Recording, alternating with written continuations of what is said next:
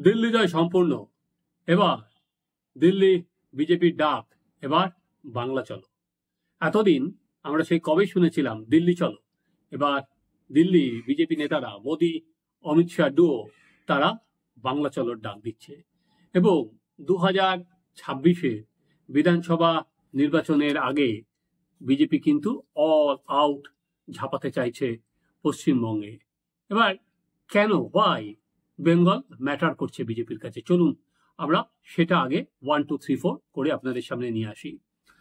এখনো পর্যন্ত বিজেপি কিন্তু পশ্চিমবঙ্গের মাটিতে কোনোদিন ক্ষমতায় আসতে পারেনি। দিল্লিতে তাও 27 বছর আগে ক্ষমতায় ছিল, এখানে তো বিজেপি 2014 আগে বিজেপি কোনো প্রায় ফোর্সই ছিল না। 2014 পর থেকে আমরা দেখি বিজেপির পশ্চিমবঙ্গের রাজনীতিতে একটা শক্তিশালী ফোর্স আস্তে আস্তে হয়ে উঠছে।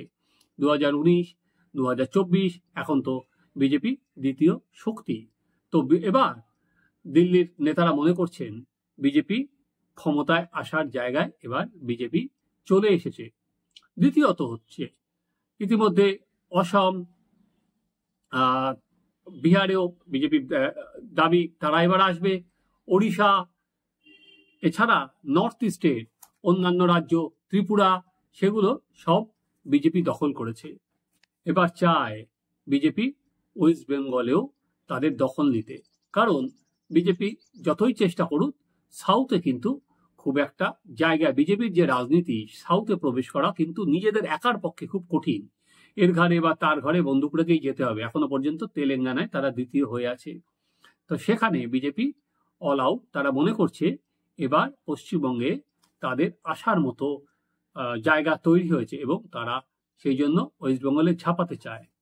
3 নম্বর, তার নাম হচ্ছে মমতা বন্দ্যোপাধ্যায়। আজকে শুধুমাত্র বাংলার রাজনীতিতে নয়, জাতীয় রাজনীতিতে যে কজন নেতা বা নেত্রী রীতিমতো নরেন্দ্র মোদীকে চ্যালেঞ্জ জানাচ্ছেন, তার মধ্যে অন্যতম বড় মুখ হচ্ছে মমতা বন্দ্যোপাধ্যায়।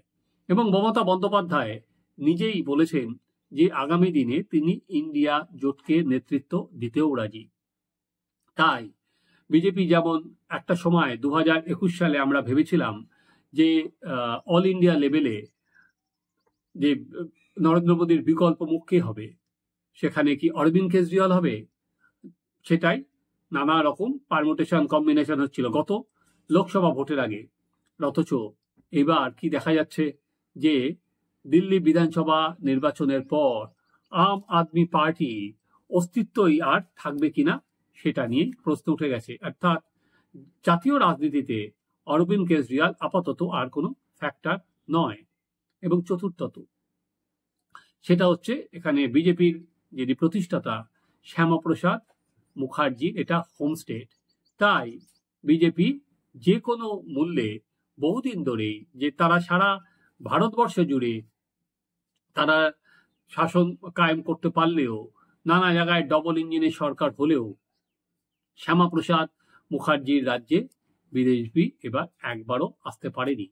এই কটা কারণ বিজেপি সামনে রেখে তারা বাংলা চলোর ডাক দিচ্ছে। এবার কেন বিজেপি সুপার কনফিডেন্ট, সেটা হচ্ছে বিজেপি আগে যে ভুলগুলো করেছিল সেই ভুলগুলো শুধরে বিজেপি কিন্তু পরবর্তীকালে ক্ষমতায় এসছে। কোথায়? হরিয়ানায় বিজেপি ক্ষমতায় এসছে, মহারাষ্ট্রে বিজেপি ক্ষমতা দখল করেছে, দিল্লিতে বিজেপি ক্ষমতা দখল করেছে, মধ্যপ্রদেশে। কেন? কারণ হচ্ছে আরএসএস এর সঙ্গে বিজেপি কিন্তু বহু অংশে দূরত্বটা অনেক কমিয়ে দিয়েছে। আমরা যেটা দেখেছিলাম লোকসভা ভোটের সময় 2024 সালে আরএসএস এর সঙ্গে বিজেপি দূরত্ব তৈরি হয়েছিল। বিজেপি সর্বভারতীয় যে সভাপতি জেপি নাড্ডা বলেছিলেন যে তারা যথেষ্ট সাবালক হয়ে গেছেন, আরএসএস কে ততটার প্রয়োজন নেই। তারপরে আরএসএস এর যারা ক্যাডার বহু জায়গায় বসে গিয়েছিলেন এবং তার ফল বিজেপি কিন্তু হাতে নাতে পেয়েছিল। এরপর বিজেপি বুঝতে পারে যে এই দূরত্ব যদি গ্যাপ যদি না কমে তাহলে কিন্তু বিপদ শিওরে। এর পরবর্তীকালে আমরা দেখলাম হরিয়ানাতে, মহারাষ্ট্রে এবং দিল্লিতে আরএসএস ক্যাডাররা নেমেছে এবং বাড়ি বাড়ি গিয়ে তারা প্রচার করেছে। ঠিক এখানেও তাই, ঠিক পশ্চিমবঙ্গেও তাই। এবারও কিন্তু আরএসএস ক্যাডাররা এই একইভাবে বাড়ি বাড়ি যাবে এবং প্রচার করবে। এবং পশ্চিমবঙ্গের ক্ষেত্রে সব থেকে গুরুত্বপূর্ণ যেটা দিক সেখানে হচ্ছে মোহন ভাগবত এখানে এসে 11 দিন পশ্চিমবঙ্গে কাটিয়ে গিয়েছেন। এমনি এখানে এসে তিনি আর এমনি 11টা দিন কাটিয়ে যাননি, তিনি ঘুরেছেন।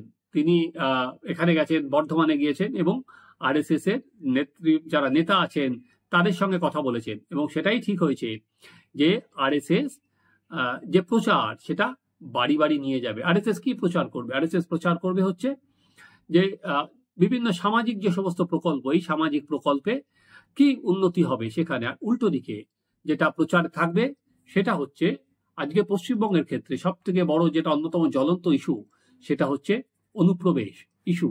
সেই ইস্যুটা আজকে কিন্তু বলা যেতে পারে আরএসএস এর প্রচারের অন্যতম হাতিয়ার হবে। এক হচ্ছে অনুপ্রবেশ, দ্বিতীয় হচ্ছে বাংলাদেশের সঙ্গে আর কি লাইন টেনে এখানে আর কি যারা হিন্দু তারা আজকে বাংলাদেশে যেমন হিন্দুরা নিরাপত্তাহীনতায় ভুগছে, আজকে পশ্চিমবঙ্গ একই অবস্থা।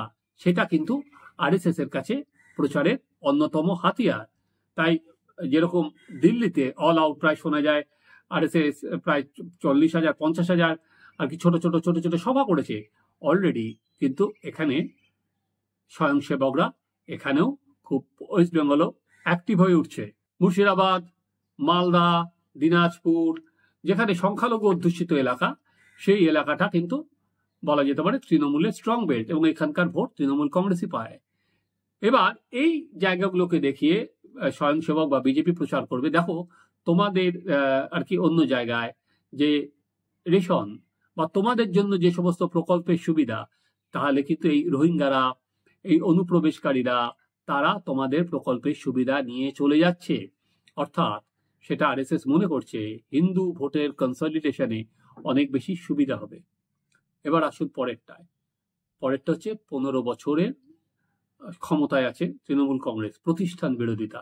এটা স্বাভাবিক, যে কোনো সরকার 15 বছর থাকা মানে একটা প্রতিষ্ঠান বিরোধিতা হয়। হ্যাঁ, আপনারা বলতে পারেন এখানে লেফট তো 34 বছর রুল করে গেছে, সেটা ঠিকই, কিন্তু সেখানে লেফটের কাছে কিন্তু শক্ত প্রতিপক্ষ কোনো সময় ছিল না, যতক্ষণ না মমতা বন্দ্যোপাধ্যায় উঠে এসেছে। এবং সেখানে বারবারই ছিল যে তখনকার দিনের কংগ্রেস, প্রদেশ কংগ্রেস সিপিএম এর সঙ্গে নানাভাবে অ্যাডজাস্ট করে চলতো এবং সিপিএম এর বিরুদ্ধে কোনো শক্তিশালী লড়াই তারা দিতে পারেনি। তাই জন্যই মমতা বন্দ্যোপাধ্যায় আলাদা দল করে চলে এসেছেন। এবার সেখানে দাঁড়িয়ে কিন্তু মমতা বন্দ্যোপাধ্যায় এই যে প্রতিষ্ঠান বিরোধিতা, নানাভাবে দুর্নীতি, নানা বিষয়ে চাকরি হচ্ছে না, সেই জিনিসগুলো কিন্তু বিজেপি বারবার করে সামনে তুলে নিয়ে আসবে।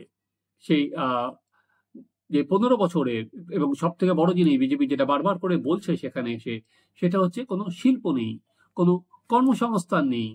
তাই সেই জায়গাটাতে বিজেপি কিন্তু এই প্রতিষ্ঠান বিরোধিতার হাওয়া বারবার করে তুলতে চাইবে।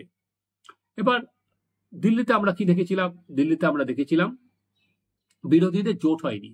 লোকসভা ভোটে যে জোটটা হয়েছিল, বিধানসভাতে কিন্তু সেই জোটটা হয়নি এবং রাহুল গান্ধী সেখানে কিন্তু সরাসরি আম আদমি পার্টির বিরুদ্ধে দুর্নীতির ইস্যুতে গলা চড়িয়েছিলেন। যে ভাবে বিজেপি অরবিন্দ কেজরিওয়ালকে আক্রমণ করেছিল, রাহুল গান্ধী কিন্তু একইভাবে সুর চড়িয়েই অরবিন্দ কেজরিওয়ালকে আক্রমণ করেছেন এবং সেখানে তিনি অরবিন্দ কেজরিওয়ালকে বলেছেন শীষ মহলে পর্যন্ত থাকে, অর্থাৎ দুর্নীতির প্রশ্নে তিনি কিন্তু শুলে চড়িয়েছেন। দেখুন, এই আঞ্চলিক দলগুলো বৃদ্ধি হওয়ার ফলে কিন্তু কংগ্রেসের ভোট ব্যাংকটা সরে গেছে। এটা রাজ্যে রাজ্যে একই ছবি, দিল্লিতেও সেটা যেমন, ওয়েস্ট বেঙ্গলেও সেটা তেমন। তাই দিল্লিতে আজকে আম আদমি পার্টির যদি আর কি বেস কমে, তাহলে কিন্তু সেটা কংগ্রেসের পক্ষে লাভজনক। এটা আজকে না হলেও আগামী থেকে 5-7 বছরের মধ্যে। ঠিক ওয়েস্ট বেঙ্গলেও তাই। আজকে ওয়েস্ট বেঙ্গলে তৃণমূলের যে ভোট ব্যাংক, সেটা কিন্তু কংগ্রেসের ভোট ব্যাংক মূলত দখল করেই বিরোধী ভোট। এইবার দেখার রাহুল গান্ধী ভোটের আগে কতটা এখানে আসে, কতটা জোরালোভাবে প্রচার করে। বিশেষ করে আগের আপনাদের মনে আছে লোকসভা ভোটের আগে রাহুল যখন এই মুসলিম বেল্টে প্রচার করেছিলেন, মমতা কিন্তু রাহুল গান্ধীকে যা পারে সেই ভাষায় আক্রমণ করেছিল এবং ইন্ডিয়া জোটের সদস্য তিনি কেন কলকাতা পশ্চিমবঙ্গে এসে তার সঙ্গে কথা না বলে প্রচার করলেন, সেই নিয়েও মমতা বন্দ্যোপাধ্যায় সরব হয়েছিলেন। তো এখন তো মমতা বন্দ্যোপাধ্যায় সরাসরি রাহুলের নেতৃত্ব নিয়ে প্রশ্ন তুলেছেন, তিনি বলেছেন নেতৃত্ব দেবেন। ফলে এখন কংগ্রেসের পক্ষে এখানে প্রচার চালানোটা দেখার যে রাহুল গান্ধী কতটা অ্যাগ্রেসিভলি এই প্রচার টেনে নিয়ে যায়। কংগ্রেস যদি অ্যাগ্রেসিভলি এই প্রচার টেনে নিয়ে যায় এবং বিশেষ করে এই সংখ্যালঘু অধ্যুষিত এলাকায় মালদা, মুর্শিদাবাদ, দিনাজপুর, নদিয়া, সাউথ 24 পরগনা, তাহলে কিন্তু তৃণমূলের কপালে সত্যি কিন্তু দুঃখ বাড়বে বই, কমবে না।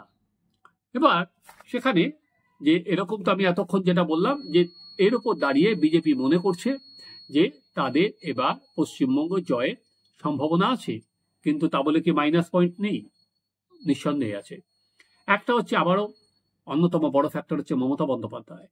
মমতা বন্দ্যোপাধ্যায় শুধুমাত্র একজন প্রশাসক নন, মমতা বন্দ্যোপাধ্যায় কিন্তু সফল বিরোধী নেত্রী। আজকে মমতা বন্দ্যোপাধ্যায় রাস্তায় নামলে এখনো পর্যন্ত কিন্তু লোকজনকে জড়ো করতে পারেন এবং উনি যা পশ্চিমবঙ্গের রাজনীতি হাতের তালুর মতো চেনেন। কখন কোন ইস্যু ব্যবহার করা যায়, কোন ইস্যু সামনে তুলে নিয়ে আসা যায়, মমতা বন্দ্যোপাধ্যায় সেটা জানেন। ফলে বিজেপি তাকে যখন আক্রমণ করবে, মমতাও কিন্তু রাস্তাতে নামবেন। সেটা বিজেপি চেষ্টা করবে তাকে আটকাতে। বিজেপির পক্ষে আরেকটা বিষয়, সেটা হচ্ছে বিজেপির বিরুদ্ধে প্রচার হচ্ছে বিজেপি বহিরাগতদের পার্টি। উত্তরপ্রদেশ, মধ্যপ্রদেশ, সেখানে দাঁড়িয়ে যে হিন্দিভাষী নেতারা এখানে আসছেন, এর ফলে বিজেপিকে বলা যায় তারা পলিটিক্যাল ট্যুরিজমে আসছেন এবং হিন্দি চাপিয়ে দেওয়ার জন্য আসছেন। আমরা 21-এর ভোটে দেখেছিলাম একাধিক হিন্দিভাষী নেতা তারা এসে জেলায় জেলায় ঘুরছেন, কি বলছেন তারা অর্ধেক মানুষ বুঝতে পারছে না। সাঁওতাল পরগনায় গিয়েও তারা বলছেন। ফলে তাতে বিজেপি কিন্তু কোনো লাভ হয়নি।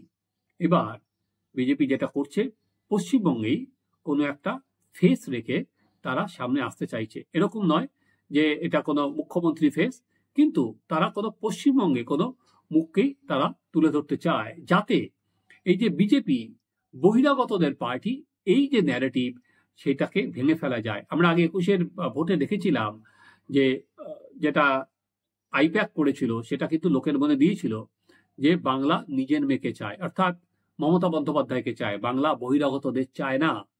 সেই ক্যাম্পেইনটা কিন্তু কাজে দিয়েছিল। এবার সেটা আটকানোর জন্য বিজেপি কিন্তু অনেক লোকাল নেতা বা নেত্রীর ওপর তারা ভরসা রাখবে এবং সেখান থেকেই কোনো মুখ তুলে ধরবে। সেটা হতে পারে সেক্ষেত্রে কোনো মহিলা মুখও সামনে রেখে তারা লড়তে পারে। এখনো পর্যন্ত বিজেপির যারা কর্মী আছেন, যারা সমর্থক আছেন, তারা অনেক সময় যেটা আর কি রাজ্য সভাপতি কেন হলো না সেটা নিয়ে তারা স্বাভাবিকভাবেই তারা অনেক সময় হয়তো মুষড়ে পড়ছেন যে এত দেরি হচ্ছে কেন, এখনো মণ্ডল সভাপতি নাম ঘোষণা হয়েছে, হয়তো কিছু কিছু জেলায় হয়নি, এরপরে জেলা সভাপতি হবে, তারপর রাজ্য সভাপতি নাম ঘোষণা হবে। কিন্তু একটা বিষয় বলা হয় 16 আনার ওপর 18 আনা, যেটা বলা হচ্ছে দিল্লিতে, আমি যে কথা বলছি বিজেপি নেতাদের সাথে, তারা কিন্তু এই কথাটা বারবার বলছেন এবার বাংলা চলো, এটা আর কি সর্ব অর্থেই তারা বাংলার জন্য ঝাঁপাবে বিজেপি। শুধু অপেক্ষা হচ্ছে তাদের রাজ্য সভাপতির নামটা ঘোষণা হয়ে যাওয়ার। তার আগে এবার যিনি বিজেপির পর্যবেক্ষক সুনীল বানসাল, তিনি যেটা করছেন সেটা হচ্ছে বেসটাকে ঠিক করে নিচ্ছেন, অর্থাৎ সংগঠনটাকে ঠিক করে নিচ্ছেন। যেটা বলা হয় যখন ভোট হয় তখন অর্ধেক বুথে বিজেপির বসানোর মতো লোক পায় না, বিজেপির লোক সেখানে আর কি একদিনের খেলা, যেটা তৃণমূল কংগ্রেস বলে খেলা হবে, তৃণমূল কংগ্রেস একদিনে খেলে বেরিয়ে যায় এই সাংগঠনিক দুর্বলতার কারণে। তাই সুনীল বানসাল যেটা চেষ্টা করছেন আগে সংগঠনটাকে সাজিয়ে নিতে। দেখুন, ভোট এমনিও হয় হচ্ছে আবেগের ওপর, যতই আপনি কাজ করুন আলটিমেট হয় আবেগের ওপর। আর বিভিন্ন এই যে দেখতে পাচ্ছেন দলের রাজনীতি, এখন লোকের বেশি কত টাকা যাচ্ছে, কিন্তু সেটারও একটা পর্যায় পর্যন্ত আছে। কিন্তু কোন ইস্যু আপনি সামনে তুলে নিয়ে যাচ্ছেন, কিভাবে এগোচ্ছেন এবং তলার লেভেলে কিভাবে সেইটা ছড়িয়ে যাচ্ছে, সেইটা তাদের ক্যাডাররা নিয়ে যেতে পারছেন, তার উপরেই কিন্তু ভোট হয়। তাই চলুন, বিজেপি যে ডাক দিয়েছেন বাংলা চলো, আমরা আপাতত সেদিকেই নজর রাখি এবং আগামী দিনেও এই সংক্রান্ত প্রতিবেদন আমরা আবার নিয়ে আসবো। দেখি বিজেপি কত সজোরে তাদের এই যে বাংলা চলো, যেটা শুধুমাত্র কি কথার কথা, নাকি তারা এবার অল আউট বাংলায় নামতে চাইছে। আপনারা দেখতে থাকুন আমাদের চ্যানেল সাবস্ক্রাইব করুন, আপনাদের মতামত জানান।